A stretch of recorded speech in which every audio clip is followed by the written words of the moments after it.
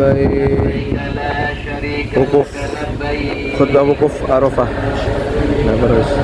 Innal hamda wan ni'mata laka wal mulk la syarika lak. Labbaik Allahumma labbaik. Labbaik la syarika lak labbaik. Innal hamda wan ni'mata laka wal mulk la syarika lak. Labbaik Allahumma labbaik. Labbaik la syarika lak labbaik. Innal hamda wan ni'mata laka wal mulk la syarika lak. Alhamdulillahilladzi an'amana bi ni'matil iman wal islam. Asyhadu an la ilaha illallahul malikul quddus salam. Wa asyhadu anna Muhammadan abduhu wa rasuluhu khairul anam. Wassalatu wassalamu ala sayyidina wa maulana Muhammadin sallallahu alaihi wasallam wa ala alihi wa ashabihi masabihi dhulam. Amma ba'du, faya ayyuhar rahman, usikum wa nafsi bi taqwallahi faqad fazal muttaqun. Ittaqullah wa'lamus salihati wajtanibul munkarat. Wadhkurullaha fi ayyamin ma'lumat. Washkuru wa aksiru talbiyah. Labbaik Allahumma labbaik. Labbaik la syarika laka labbaik. Innal hamda wan ni'mata laka wal mulk la syarika lak. Qala Allah Ta'ala walillahi 'alan nasi hajjul baiti man istata'a ilaihi sabila wa man kafara fa inna Allaha ghaniyyun 'anil 'alamin. Wa qala ta'ala wala nabluwannakum bi syai'in minal khawfi wal ju' wa naqsin minal amwali wal anfusi was samarati wa basyiril sabirin. Alhamdulillah, tiada kata yang patut kita ucapkan kecuali kalimat syukur kepada Allah Subhanahu wa Ta'ala yang atas rahmat, hidayahnya, nikmatnya. Alhamdulillah, kita pada saat ini bisa hadir di tempat yang mulia, di waktu yang mulia, yang mana tidak setiap umat Islam dipanggil oleh Allah Subhanahu wa Ta'ala untuk bisa duduk bersama di sini di tempat yang mulia pada hari Arafah. Karena Allah Subhanahu wa Ta'ala telah menentukan sebelum kita terlahir, orang yang hadir di padang Arafah ini adalah orang yang menjawab panggilan Nabi Ibrahim alaihissalam. Dalam tafsir Al-Jamal ketika mensyarahi ayat wa'adzin bin nasi bil haji ya'tuka rijalan wa 'ala kulli dhamin yatina min kulli fajin 'amik yashhadu ma ya'lamu, itu Nabi Ibrahim alaihissalam. Dalam satu riwayat atau mufassir kebanyakan menafsirkan bahwa Nabi Ibrahim disuruh naik ke Jabal Qubais. Dalam satu riwayat Nabi Ibrahim alaihissalam di Bukit Sofa. Maka setelah Nabi Ibrahim alaihissalam selesai membangun Ka'bah, Allah menyerukan kepada Ibrahim alaihissalam supaya memanggil seluruh umat manusia. Maka dalam Al-Quran wa'adzin bin nasi bil haji ya'tuka, Allah menyerukan kepada semua manusia supaya bisa melaksanakan ibadah haji. Oleh karena itu kita sering dengar teman-teman kita, saudara-saudara kita supaya dipanggil oleh kita, padahal telah dipanggil oleh Nabi Ibrahim alaihissalam. Cuma ada orang yang menjawab, ada orang yang tidak menjawab.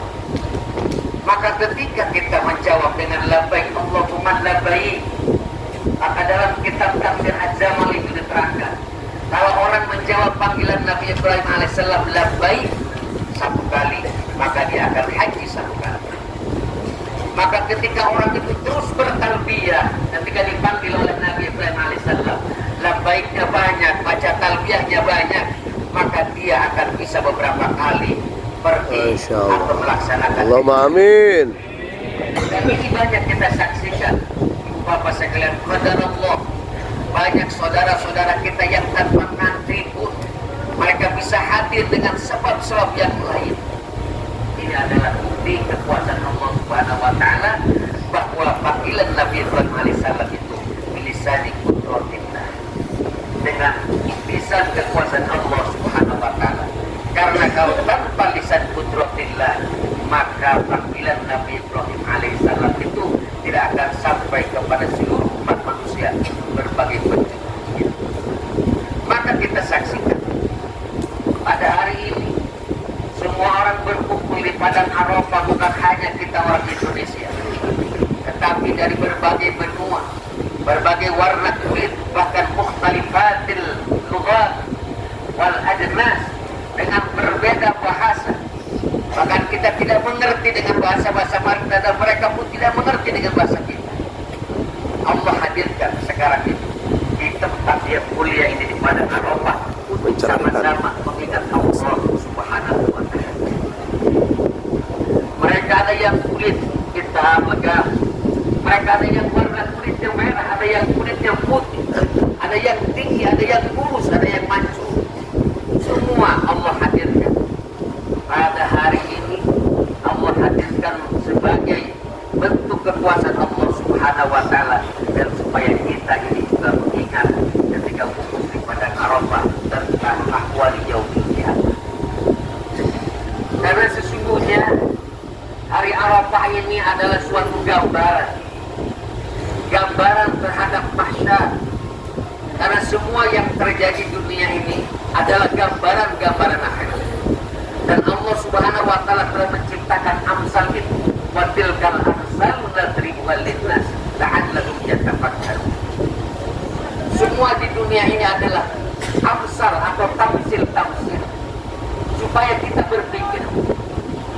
Maka ketika kita wukuf pada hari ini pun kita kumpul bersama, bukan hanya Kloter 39, bukan hanya dari Kabupaten Sarek, tapi berbagai manusia dari pelosok dunia hadir di sini, maka itu adalah sebagai gambaran pada hari mahsyar.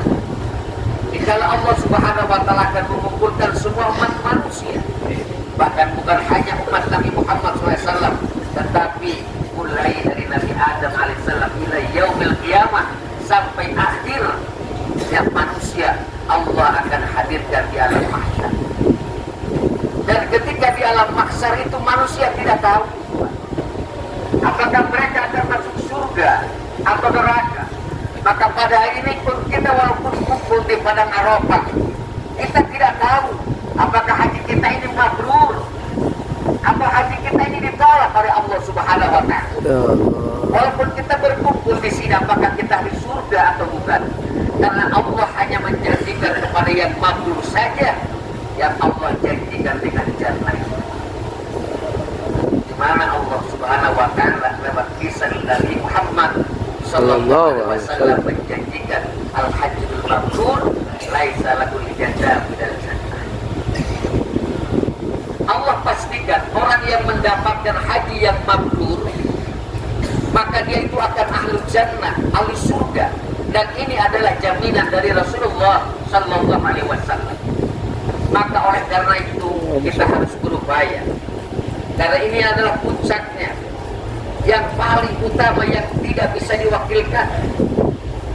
Kalau kita jamarat atau wajibatul haji masih bisa dibadalkan, tetapi kirilah kita wukuf di padang Arafah, ini adalah yang paling inti, dan inilah penentu haji dan tidak hajinya. Karena Rasulullah SAW bersabda, al-hajju Arafah, haji itu Arafah. Orang tidak bisa disebut haji kalau dia tidak wukuf di padang Arafah. Maka alhamdulillah kita bisa hadir di padang Arafah, tapi kita masih belum tahu apakah haji kita diterima oleh Allah atau tidak. Apakah kita mabrur dalam melaksanakan ibadah hajinya atau tidak. Namun kita berharap semua mudah-mudahan haji kita ini menjadi haji yang mabrur. Amin ya Allah. Masyaallah muslimin rahimahullah. Oleh karena itu, maka kita harus berupaya untuk menggapai haji yang mabrur. Haji yang mabrur ini diawali dengan tidak ada serobot juga. Karena bagaimana mabrur? Orang yang sekarang ini banyak yang hajinya juga serobot. Artinya apa? Banyak orang yang daftar, Pak. Tunggu 10 tahun, 15 tahun, 20 tahun. Kemudian banyak yang serobot. Ini juga langkah pertamanya, artinya bahwa haji mabrur itu harus mulai daripada di Indonesia. Arafah ini tidak cukup besar, Mina ini tidak cukup besar, Muzdalifah juga tidak cukup besar. Kalau semua orang hadir, Pak, tanpa ada kota dan itu, maka ini kita tidak terbayangkan. Kejadian-kejadian, artinya banyak orang yang meninggal, siapa yang bertanggung jawab? Karena semua itu adalah melabrak aturan. Oleh karenanya, kalau kita juga ingin yang mabrur ini, mulai juga harus tertib dengan aturan-aturan. Harus taat, atiullah wa atiur rasul wa ulil amri minkum. Karena kita diperintah oleh Allah Subhanahu wa taala untuk mentaati Allah, mentaati Rasulnya, kemudian mentaati pemerintah. Masyaallah muslimin, tuyubur rahman yang saya muliakan. Dalam kesempatan untuk ini, marilah kita perbanyak zikir-zikir kepada Allah Subhanahu wa taala. Karena zikir ini kaitannya dengan ibadah haji sangatlah erat. Walaupun memang kehadiran Bapak Ibu sekalian di Padang Arafah di sini tanpa zikir pun sah saja. Tetapi kalau tidak ada doa, maka itu hampa. Karena Rasulullah SAW menjadikan doa itu asasul ibadah.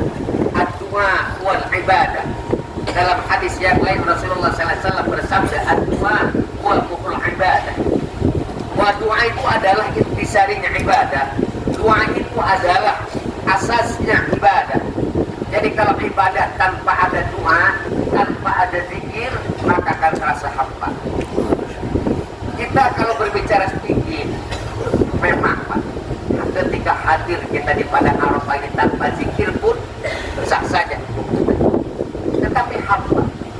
Oleh karena itu, marilah kita perbanyak. Karena ini dianjurkan oleh Allah Subhanahu wa taala, fa idza afattum min arafatin fadhkurullah.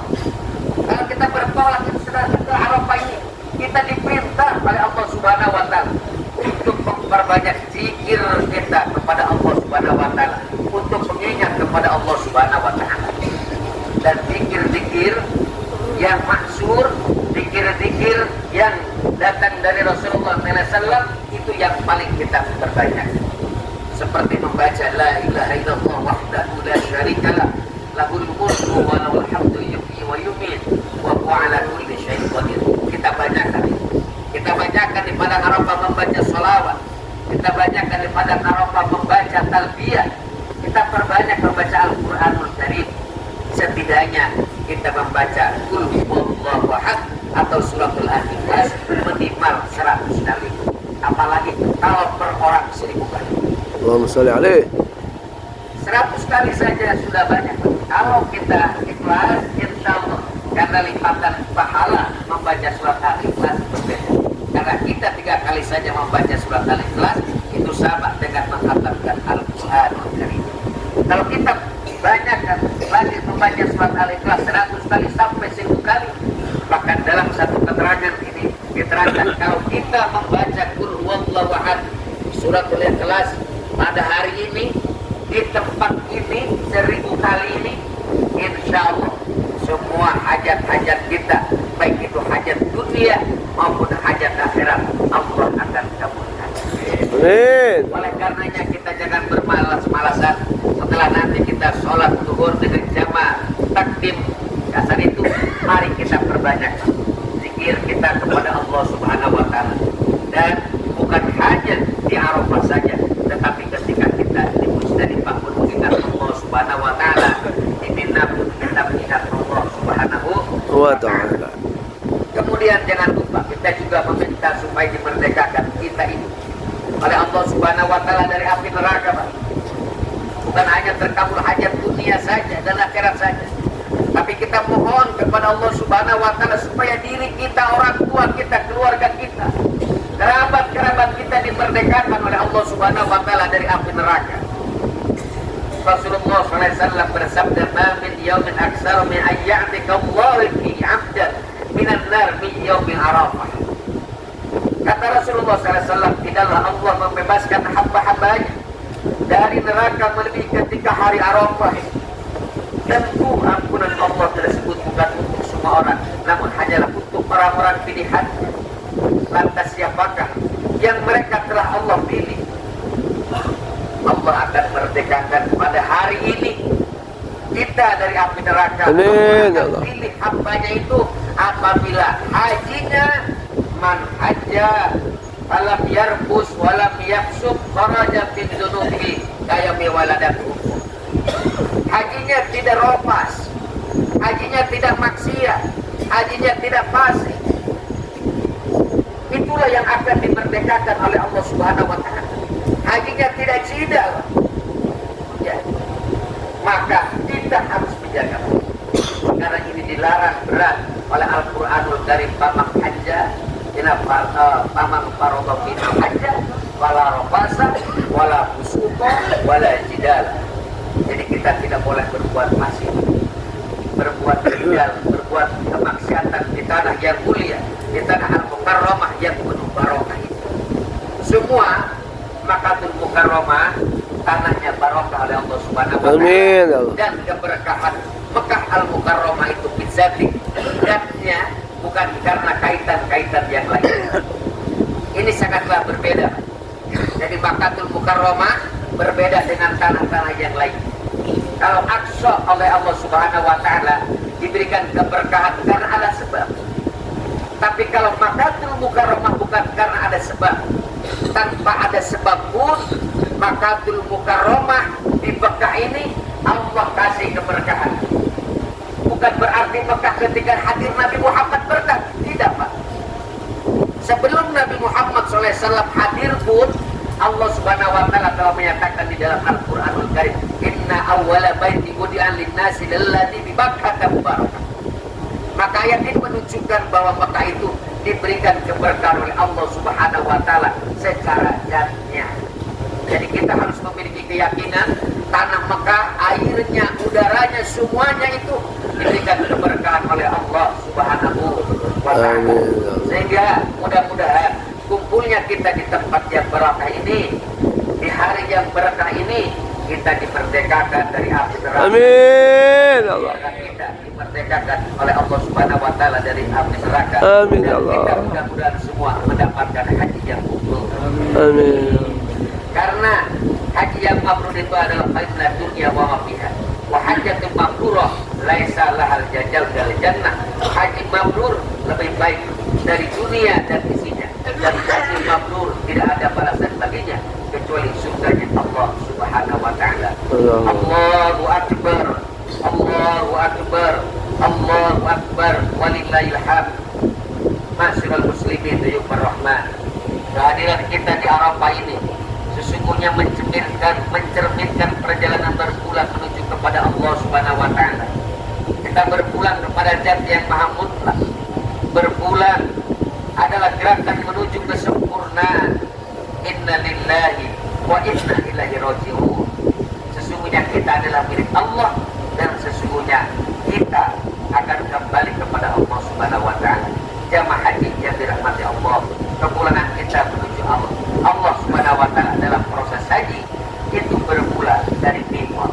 Di titik mikot jamaah haji berganti pakaian.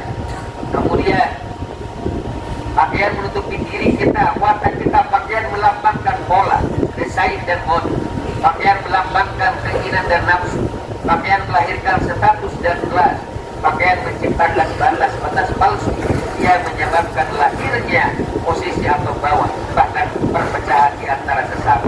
Pada gilirannya, perpecahan akan melahirkan penindasan dan kezaliman.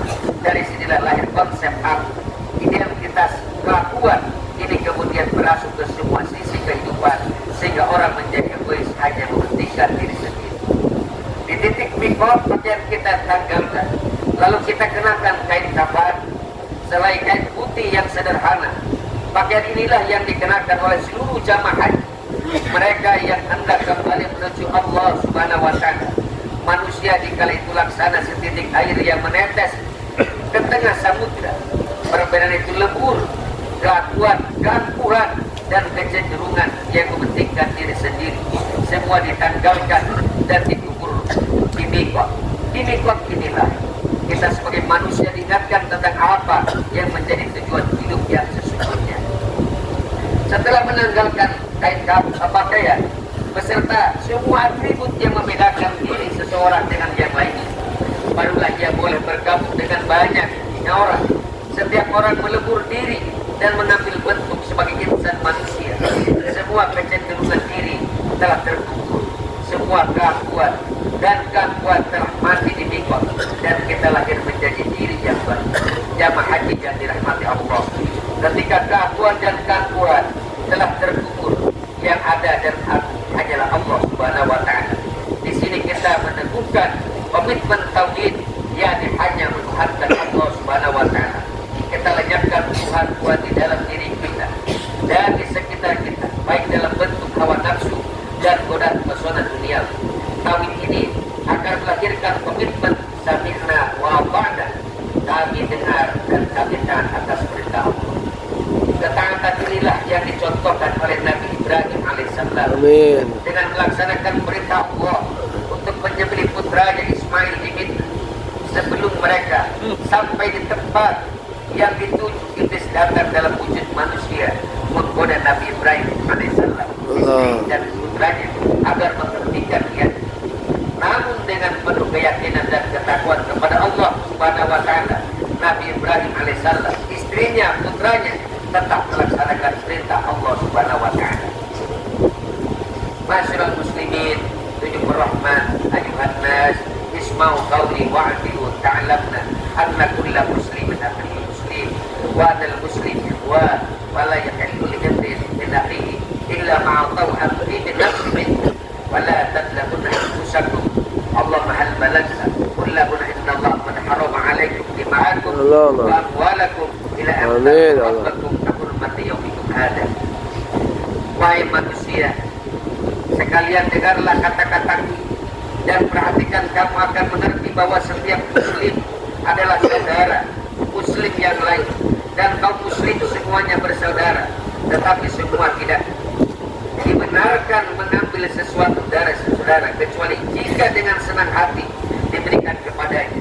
Janganlah kamu sekali-kali menganiaya diri sendiri, ya Allah. Sudah disampaikan, katakanlah kepada mereka bahwa darah dan harta kamu oleh Tuhan disucikan seperti hari ini yang suci, sampai masa kamu sekalian bertemu dengan Allah Subhanahu wa Ta'ala. Tampak jelas bahwa kemakmuran tidak diukur dari amal ritual, tetapi harus terwujud dalam kemakmuran sosial. Inilah yang disebut dengan makmur. Wafil musnad wal mustadrak an Jabir radhiyallahu anhu qala su'ila Rasulullah sallallahu alaihi wasallam Adrul haji qala ta'am ta'am wa insyaa'us salam. Dalam satu riwayat yang dikisahkan Rasulullah SAW ditanya tentang kemakmuran haji, beliau menjawab, kemakmuran haji adalah dengan memberi makan, menebar salam, atau keselamatan dan ucapan yang baik. Jamaah haji yang dirahmati Allah, dengan kehadiran kita di Arafah, semoga Allah Subhanahu wa Ta'ala Amin. seluruh doa-doa kita, Amin. semua kesalahan kita. Amin. Kesempatan ini kita berdoa, Amin ya Allah. beristighfar, memohon ampunan agar kita disembuhkan dari sakit, disucikan dari noda, serta diampuni dari segala dosa. Semoga kita meraih mabrur, kita terlahir kembali menjadi pribadi-pribadi yang soleh, memberi manfaat dan kebaikan untuk sesama, kapanpun dan dimanapun. Barakallahu li wa lakum fi Qur'anil 'azim wa nafa'ani wa iyyakum bima fihi min al-ayati wa dzikril hakim wa taqabbalallahu minni wa minkum tilawatan inna was-sami'ul 'alim wastaghfiru innahu wal ghafurur rahim. إن الله ملائكته يصلون على النبي يا أيها الذين آمنوا صلوا عليه وسلموا تسليما.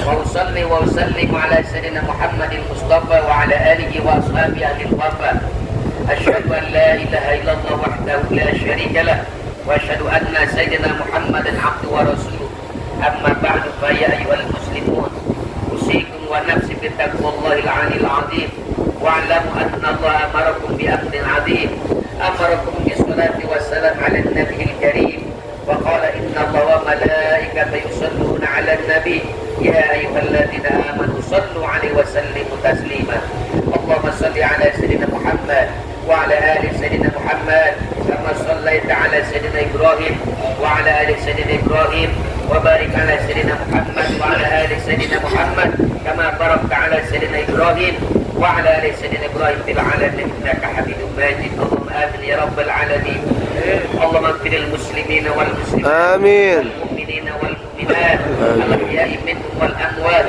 اللهم ادفع عنا البلاء والغلاء والوباء والفحشاء والمنكر والبغي والسيوف المختلفة والشدائد والمحن ما ظهر منها وما بطن من بلد هذا خاصة ومن بلدان المسلمين عامة إنك على كل شيء قدير اللهم إنا نسألك إيمانا كاملا ويقينا صادقا ورزقا واسعا وقلبا خاشعا ولسانا ذاكرا وحلالا طيبا وتوبة نسوا اللهم اجعل حجانا حجا مبرورا وسعيا مشكورا وذنبا مغفورا وعملا صالحا مقبولا وتجارة لن تبورا يا علم ما في الصدور أخرجنا من الظلمات إلى النور عباد الله إن الله يأمر بالإحسان وإيتاء ذي القربى وينهى عن الفحشاء والمنكر والبغي يعظكم لعلكم تذكرون واذكروا الله العظيم يذكركم ولذكر الله أكبر.